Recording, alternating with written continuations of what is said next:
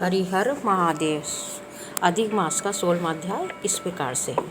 श्री नारायण ने कहा, हे नारद जी, भगवान की आज्ञा पाकर गरुड़ जी ब्राह्मण सुदेव से बोले, हे ब्राह्मण श्रेष्ठ, जैसा भगवान ने कहा है, तुम्हें 7 जन्मों तक पुत्र सुख तो नहीं था, किंतु अपने स्वामी भगवान नारायण की आज्ञा से मैं तुम्हें पुत्र का वर देता हूँ। मेरे अंश से तुम्हें पुत्र प्राप्त होगा। तुम्हें पुत्र तो प्राप्त होगा, परंतु वे पुत्र तुम दोनों को सुख के स्थान पर दुख ही प्रदान करेगा, क्योंकि तुम्हारे भाग्य में पुत्र सुख नहीं है। गरुड़ देव ने आगे कहा, हे द्विज श्रेष्ठ, अब आप अपने घर जाओ, भगवान के चरणों में भक्ति रखते हुए सांसारिक सुखों को भोग करो। इस प्रकार ब्राह्मण दंपति को वरदान देकर गरुड़ देव पर सवार होकर भगवान विष्णु लोक को चले गए। ब्राह्मण सुदेव स्त्री सहित घर आकर सुखपूर्वक रहने लगा। कुछ समय बाद गौतमी गर्भवती हुई और 10वें मास में उसने एक अत्यंत सुंदर पुत्र को जन्म दिया। ब्राह्मण दंपति विद्वान ब्राह्मणों को बुलाकर बालक का नामकरण संस्कार कराया तथा ब्राह्मण को यथेष्ट इच्छानुसार दान आदि देकर संतुष्ट एवं प्रसन्न किया। इस बालक का नाम सुखदेव रखा गया।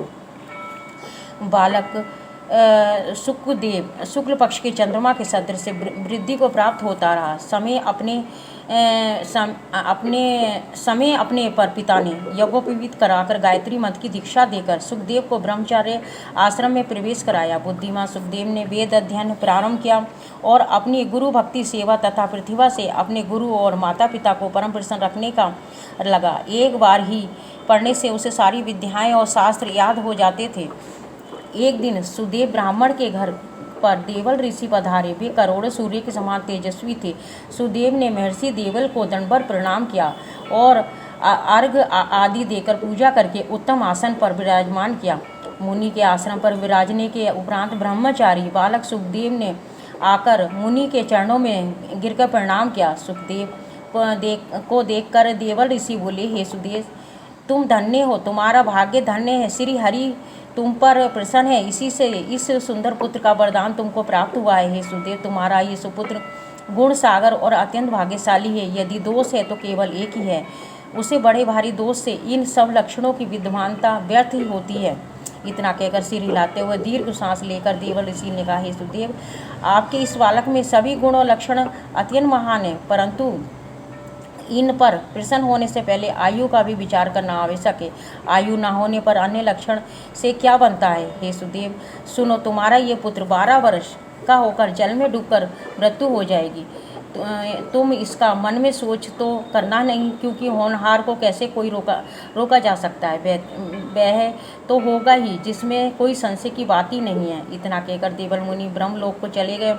सुदेव शर्मा देवल मुनि के वचनों को स्मरण करते हुए बहुत दुखी हुआ, परंतु उसकी भार्या पत्नी गौतमी धीरज रखते हुए बोली, हे पुत्र को अपने अंक में भरकर और अत्यंत प्रेम पूर्वक उसके मुख का चुंबन करके स्वामी से कहने लगी, हे द्विज, होनहार की बातों का ध्यान कर आप भयभीत न हो। अनहोनी कभी नहीं होती और न होनहार को टाला नहीं जा सकता। इसलिए हे नाग, अब उठकर सनातन हरि का भजन करो, जिनकी शरण में रक्षा मिलती है। वाल्मीकि जी कहने लगे।